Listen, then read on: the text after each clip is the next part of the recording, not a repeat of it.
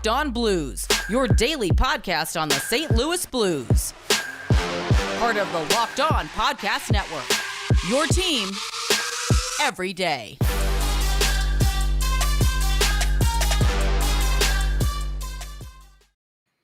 Ladies and gentlemen, welcome back to the Locked On Blues podcast, part of the Locked On Podcast Network, your team every day. I'm Thomas Welch. And I'm Josh Hyman. And we've got a fun episode for you today. Maybe not so much. It's the good, the bad, and the ugly of the St. Louis Blues debacle. 3-2 loss to the Arizona Coyotes, the worst team in hockey. Josh and I hyped this team up to the moon on our last episode. We should have known better than to make the hockey gods mad, because here we are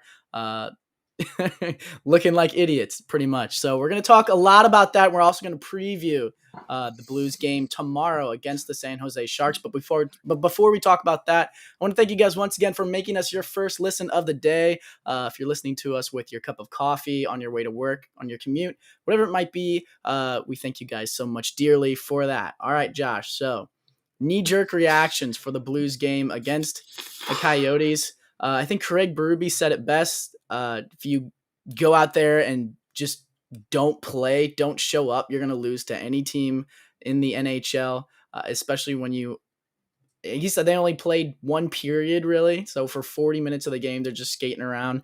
Tori Krug said they were stupid at times. What was your opinion of the St. Louis Blues performance against the worst team in hockey? I tweeted out right after Arizona's third goal. I tweeted, it's good that the Blues are getting their worst performance out of the way early in the season. And a lot of people are like, oh, no, they'll have worse performances later. I'm sure they will. But context-wise, with the hot start that they had, with the way that they lost, giving up 2 power play goals to the second or third worst power play team in the league while getting 2 of your better power players or 1 of your better penalty killers back in Oscar Sundqvist. Just it all came together to really turn into one of the least enjoyable Blues games I've watched in a long time. But that being said, I think it's important to keep in mind that we've seen sort of a tale of 2 teams through the first, 15 games of the season. We saw a team get off to a 5-0-0 start, scoring 6 goals a game, looking like they could beat any team out there. And then we saw a 10-game stretch, or even the last 4-game stretch, of a team that looks like they're not even going to make the playoffs and that has no capability of playing defense whatsoever. So I think it's important to keep in mind that both of those examples are not what this Blues team represents. This is not a team that's going to be going out scoring 6 goals a game, but this also isn't a team that's going to lose to the Arizona Coyotes on a consistent basis. It should be pretty humbling for them to know that maybe the Blues aren't as good as some of the players thought they were. Going into a game like Arizona, they mentioned it a lot on the broadcast, a classic trap game. You treat it with a little less focus than any other game. You treat it with a little less intensity than any other game. And the next thing you know, you're getting you should have gotten blown out by Arizona. I'll put it there. With all the high danger scoring chances that the Coyotes have, the Blues are lucky they didn't put up 4 goals in the first period, much less like 10 goals in the game. Any other team that isn't the Arizona Coyotes, Arizona Coyotes that was hampered by injuries, by the way. They didn't even have some of their better forwards. They're lucky that they didn't get blown out 10-0 last night. They're lucky that performance came against the Arizona Coyotes. That being said, I don't think that performance comes against the other team because, as we know all too well, the Blues have a tendency to either play up or play down to their opponents depending on their skill level. Another 1-goal game, which is getting a little frustrating. But, man, I don't know. I think overall you just got to try to flush that game, try to put it out of your mind, say like, okay, here's what you don't do, but I'm not panicking yet. So 3-5-2 in your last 10. Not panicking yet for sure, but I think last night, as a whole was extremely hard for me, and not just because I I had a lot of words to say on the podcast, and none of them lined up with the performance that the Blues came out with, and so I think anytime that happens, I'll be the first one to say, hand up, I was just way wrong. My expectations for this team were way wrong in what I thought was going to happen against the Coyotes. I thought they'd view it as a game to pad their stats. I thought they'd view it as a game to bounce back after two very hard games against competitive teams. I thought they'd be like, hey, we can still play that competitive. Let's just do it against one of the bottom dwellers in the league. Didn't happen. Lost 3-2. But I feel like every year, and this is why this game hurts so bad. And I know people are going to say like scorched earth, it's a long season. I understand. I agree. I still think there's a Stanley Cup contender. I still think this team is capable of winning it all at the end of the year.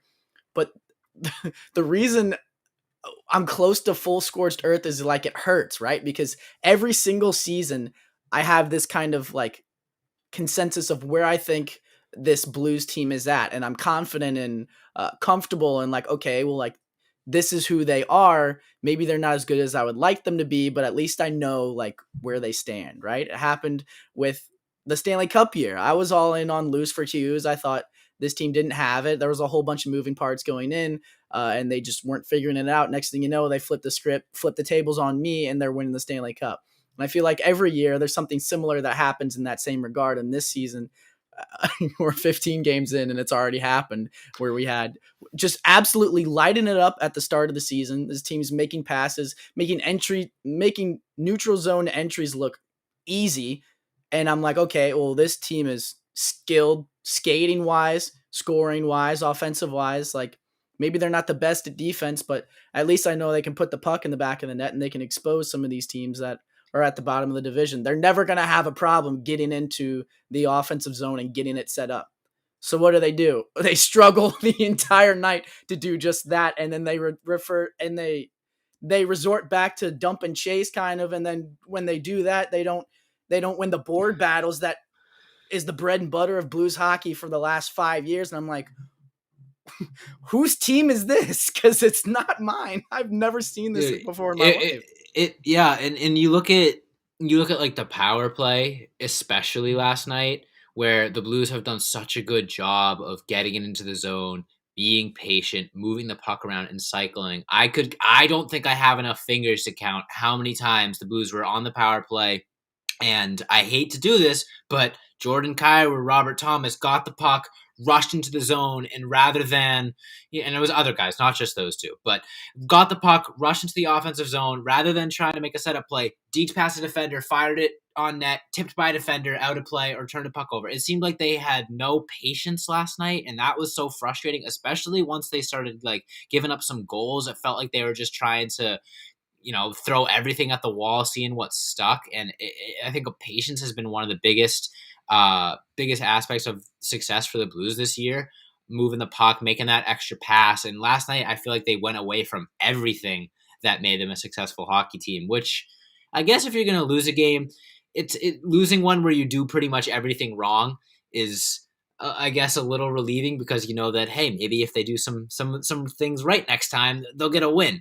But man, oh man, if we see some of those habits that appeared in the Arizona game poke their heads up over the next few games, it's going to be bad. I mean, I feel like we're at square one right now for this season. We saw a really good Blues team for the first half, a really bad Blues team for the second half. Right now, moving into the San Jose game, that loss against Arizona was clearly going to be a awakening moment. All the lines got shuffled. Craig Berube's not messing around. So you're at square one right now. You got a chance to redefine the season starting tomorrow night in Arizona, and you got a relatively easy schedule moving forward the rest of this month.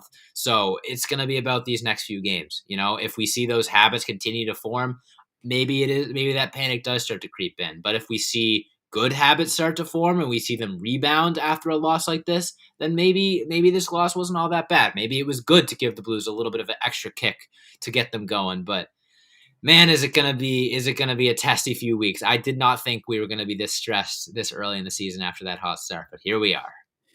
Yeah, and I really think you hit the nail on the head. These next couple of games are really it's either gonna raise fans' spirits back up or it's gonna crush them once again. And I think it's it's a good reset for the St. Louis Blues to reestablish themselves and prove that they're hungry. So we're going to be talking about more of the debacle with the Coyotes as well as the preview for the next game against the San Jose Sharks. But before we do, Josh, if you're hungry, you got to check out our friends over at Built Bar because they are doing fantastic things over there. And if you love Thanksgiving like I do, all the good food and treats and plenty of them, maybe you want a yummy dessert, but one that isn't so full of calories and sugar. It's the perfect time for Built Bars. Built Bar is the new holiday dessert. Feast on something delicious and feel good about it. One slice of pie has upwards of 300 calories, and that's on the low end. Most Built Bars are only 130 calories and only 4 grams of sugar with plenty of protein. Replace the coconut cream pie with a coconut Built Bar or go for a raspberry Built Bar instead of that raspberry pie. Lots of good flavors to replace any dessert. Low calorie, low carb, low fat, high protein, covered in 100% chocolate. Built Bars are the greatest option for when you're hungry. If Thanksgiving isn't coming soon enough, go for a Built Bar or 2. Share some of your family gatherings. It'll make things less awkward. Maybe Aunt Betty hasn't tried a Built Bar yet. You can be the one to put her on. Come on, Aunt Betty. There's new surprises all month. Limited time flavors arriving at Built.com regularly. So check the site often. And there's nothing like a Built Bar Black Friday. So mark your calendar because Black Friday will be a huge event with all sorts of surprises. So go to Built.com, use the promo code LOCKED15, and you'll get 15% off your order. That's promo code LOCKED15 for 15% off at Built.com. We'll be right back.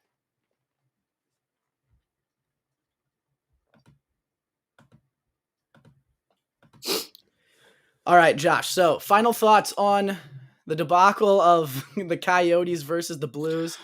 Give me your good, bad, and ugly. And then after that, we can kind of reset, take a breather, and look forward to a San Jose Sharks team that the Blues have already defeated this season.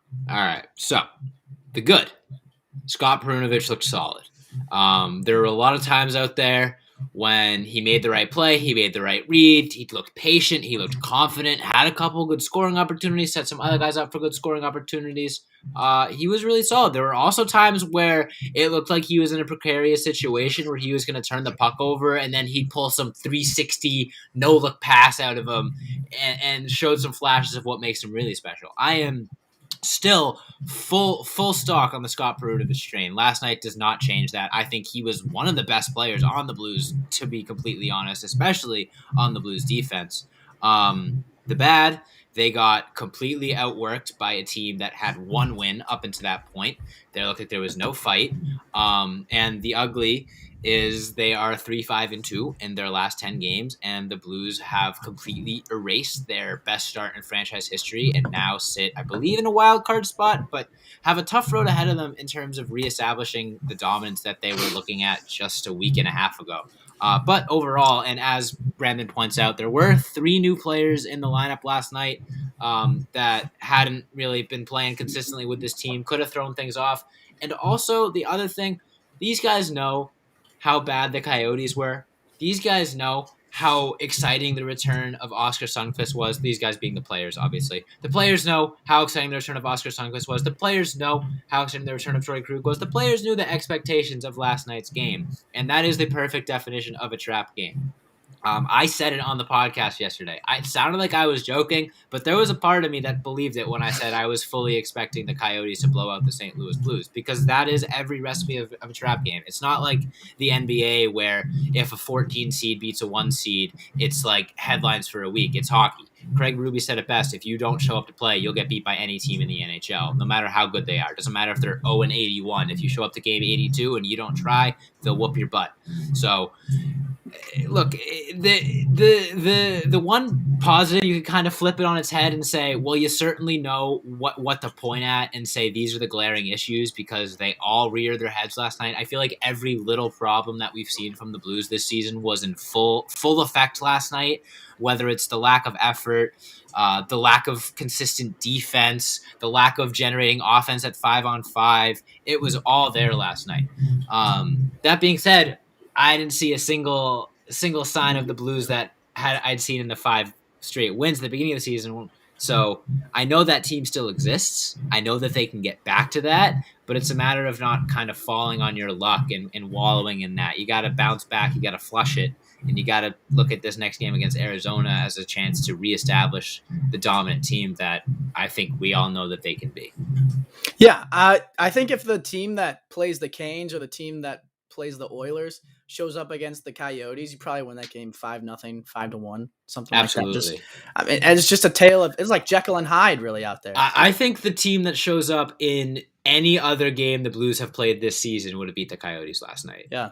The Coyotes didn't play particularly well. They didn't bury a single scoring chance, like high danger scoring chance. They just scored on a couple power plays, and then Barrett Hayton made something out of nothing off of a turnover. They could have won like 7-0. The Coyotes gave the Blues every chance to win that game. Yeah, and I think, like I said, I think the hardest part for me was I didn't think the Blues were capable. The way that they were constructed this season with their depth, the names on their roster, and now Scott Perunovich coming up and getting all these guys back, I didn't think the Blues were capable of playing as bad as they did. But I think you're right that if any of the other Blues teams we've seen that throughout this season show up against the Coyotes, they end up winning that game. For me, good, bad, and ugly. Good, Ryan O'Reilly's back.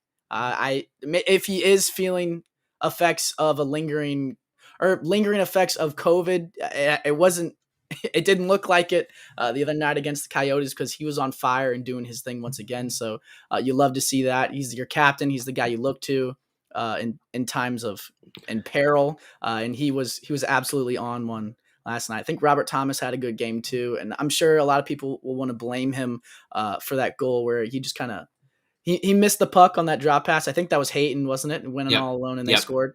But the sustained pressure before that, the incapability of the defense clearing the zone, I think a lot of that led to that goal. But Robert Thomas is slinging passes left and right. He's creating opportunities in the offense. And Jordan Kyrou also scored a goal too. So those are some positives there. The bad, I think that was probably this season, probably in the last 2 seasons, that was the worst game I've seen from David Perron in a long time. And I don't know if it was because he was bumped down to the third line and uninspired, if he's tired or what's going on there. But I think when Tori Krug was talking about players playing stupid, and I don't want to call David Perron stupid because he's a very talented player. He's been doing this for a long time. But there was a couple times, like there was one time he did like a 180 in the neutral zone and just threw the puck to the corner and dumped it. And I'm like, what do we do? I'm like, what are we doing here? So it's like, it's head scratches like that where I'm like, it's just uncharacteristic of the David Perron. How about that in his last 2 years? How about that one play?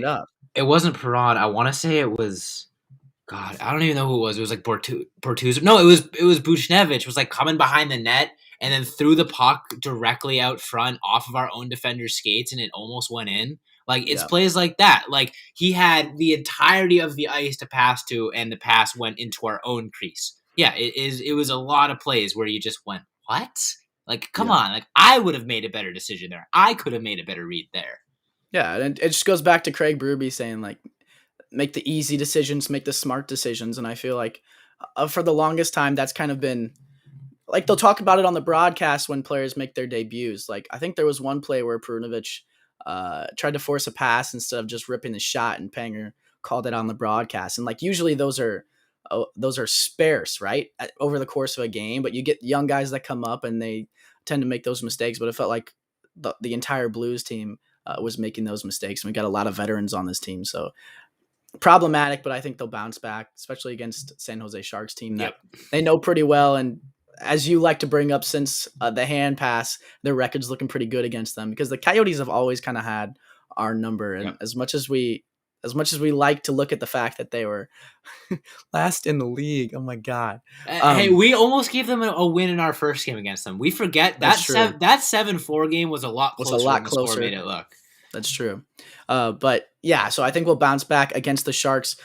Finally, my ugly, you had it as your bad, but I think the fight of the St. Louis Blues was just not there at all because like Craig Berube talked about, like you show up to a game and you're not prepared, or you come in with not the right energy, or you're not playing for 2 periods. You would think 1 goal against or 2 goal against or these huge mistakes that are happening would be a wake-up call to this team, and they would fight back like we saw against Edmonton and against the Canes. And it just didn't seem like it was there. Like I feel like everyone on the Blues just kind of figured that, oh, like we're supposed to beat this team, so it'll figure itself out. Like I don't know if like I think the broadcast talked about work ethic, and like you always have to have work ethic, otherwise you're going to get exposed. And it just didn't feel like the normal Blues work ethic of grinding down low, grinding on the boards, grinding out possession. It just wasn't there at all. So that's my good, bad, and ugly for the Blues game against the Yotes. Yeah.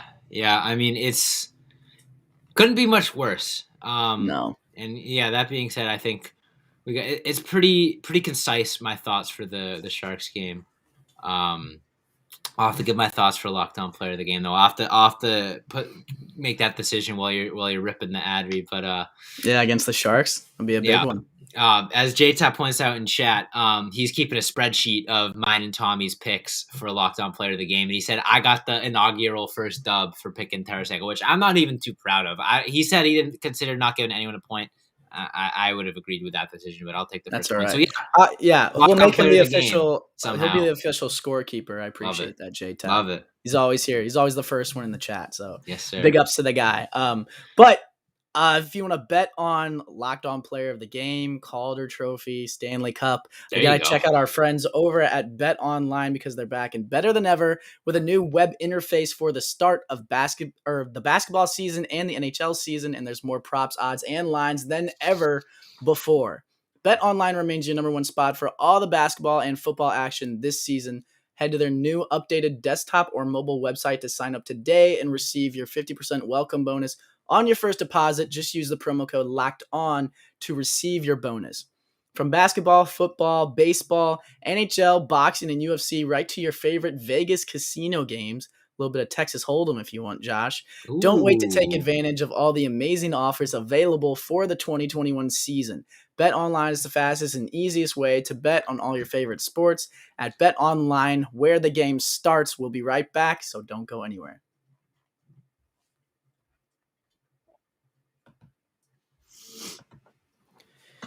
Okay, Josh, big bounce back game. You're coming off. I've never had an easier pick for Locked On Player of the Game, by the way. Okay, I like that. You're coming off arguably the worst loss, not arguably, the worst loss so far this season, and arguably the worst loss you could possibly have this season. So, in your opinion, Josh, what are the Blues going to have to do to bounce back? What are they going to have to do differently? What's going to be their focal point? And along with that, who is going to be your Locked On Player of the Game? Yeah, I think it's easy. I think there are a couple different storylines that play into it. I think a loss like that is definitely going to cause a little bit of turmoil in the locker room. Not going to say anyone's pointing fingers or anything like that. I don't think that's what's going to happen. But I definitely think that there's going to be some doubts in that locker room. Some guys that really had a poor game that are, questioning whether or not the hot start was real, whether or not their hot start was real. I'm sure that there was not a pretty scene in that locker room after the game. And after a loss like that, you got to rebound. You got to come back stronger. You got to come back more collective and cohesive as a unit. And that starts with leadership. And I think the Blues have always had a really good leadership core, even back to when, David Backes was the captain. But right now they have a new captain, or relatively new captain, in Ryan O'Reilly, a guy that has been coming off of COVID, has struggled in his return to COVID, but finally looked like his normal self last night. And if I had to imagine who's the most ticked off after a loss like that, I would not be surprised if it was Ryan O'Reilly. He's a guy that plays with a lot of passion. He's a guy that is also known to, hold players accountable, holds himself accountable a lot. So wearing that C on his jersey, it's pretty self-explanatory that he's probably going in there and reading the team the riot act, saying like, this is not what we are as a team. This is, we're better than this. Not to mention he's probably the best player on the team when he's playing at his peak. So if he comes in against San Jose and leads by example, shows the rest of the team how they can play, especially with, hopefully fully energized following his bout with COVID. I would expect him to get back in the goal column for sure. because he was sniffing around the net a little bit last night as well. Obviously, no real high danger scoring chances anyway, so can't really blame him for not finishing any of them. But he had a beautiful assist on Kairu's goal. He was everywhere last night. He was one of the team's best forwards, if not the team's best forward. Ryan O'Reilly is my pick for locked on player of the game against the San Jose Sharks. Easy. Okay, so you picked the potential 40 goal scorer last game and Vladimir Tarasenko in this one. Well, now that our other really good player and now that I know that we're keeping his biggest score, bounce back game of the season. Okay. Yeah, but I was telling you, it's the just easiest pick. No, you're right. It's just way more fun to pick dark horses, so I'm going to keep doing that. Okay, we can pick dark horses when we don't lose to a team with 1 win in 15 games. I think you're spot on that Ryan O'Reilly's going to lead the charge for any game that the St. Louis Blues play, but particularly this next one against the San Jose Sharks. But I've been very impressed with not only the play of a certain player this season, but also the words and the comments that he makes in games thereafter. And one of the things that he said, he did mention that the Blues played stupid at times, but he also said that they have to look inwards and take a look at themselves and realize like what team they are and how talented they are and what they're capable of. And I think he talked about being vocal, and not a lot of the guys on the team were vocal and talking to each other. And he thinks that could be attributed to the 2 rough losses that they took right before that. But Tory Krug has really impressed me in both of those aspects this season. I think he's playing the best hockey we've seen from him in a St. Louis Blues jersey. And obviously coming back from COVID, there might be a little bit of rust to knock off. He did look like he was skating a little bit slow against the Coyotes, but towards the end of the game, he looked more like his former self and was slinging the pucks around like no other. So I think obviously Ryan O'Reilly is going to be a leader in that department, but for the defense, I think Tori Krug makes a huge difference. Not only his presence on the ice and the way that he plays, but his voice in that locker room and his experience in playing for a team like the Boston Bruins that were so good for so many years and still are so good for so many years. With that Stanley Cup experience, he knows exactly what it takes to handle business against these lower teams as well as handle business against these better teams. So I'm going with Tori Krug for my locked on player of the game. Okay, so you pick our best offensive defenseman. We're both going with easy pick. I mean, there's the clear cut divide of our defensemen. Look, man, we'll check the scoreboard at the end of the year. Okay, we'll check. Maybe J Tap will award bonus points. We can also put together a list of who our picks are, and we'll see how many times you pick the top 3 players on our team. Wow.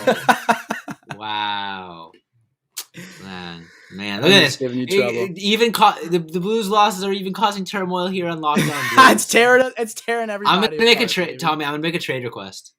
Okay. Don't you test for me? No, for me. I'm shipping myself out. I need a change of scenery. Hey, man.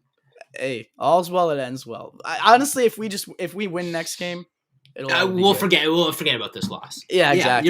You're right. You're totally right. That's why it's really nice that as much as it stinks that the Blues lost to the now 2-13 or 2-14 Coyotes, it's pretty nice that this happened now and not like game 75 when every win either puts you in first in the Central or out of a playoff spot, because they have a lot of time to learn from a loss like that and a lot of things to learn from a loss like that.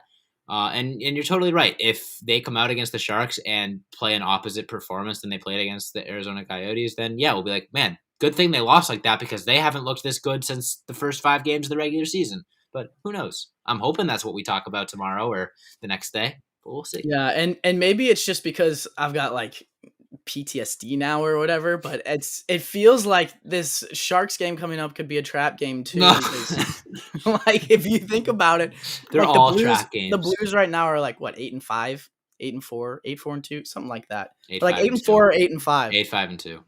And the Sharks are 8-5-1 or 8-4, something like that. They're their records are really similar. So on paper, I think everyone can agree that the Blues roster should be able to handle the Sharks, and we've already beat them this season. So, we should go out and take care of them again. But there's some guys on that team that are playing extremely hot hockey right now, and they got the whole Montreal. city of San Jose fired up. So yeah, they got that defenseman too that came at Ferraro, I think. I don't know if I'm butchering his name or not, but he's just kind of come out of nowhere and been an absolute force for them. So it's gonna be interesting to watch. But I'm not gonna come out and say we're gonna put up a 4 spot on him anymore because I really don't know what's gonna happen.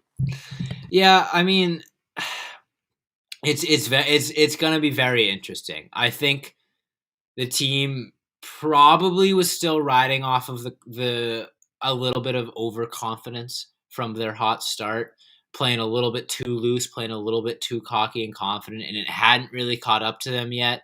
And it did against Arizona last night, like I said, with the power play rushes of guys just trying to do it all themselves, trying to make highlight reel goals left and right. I think we really saw all of those issues come to a head last night.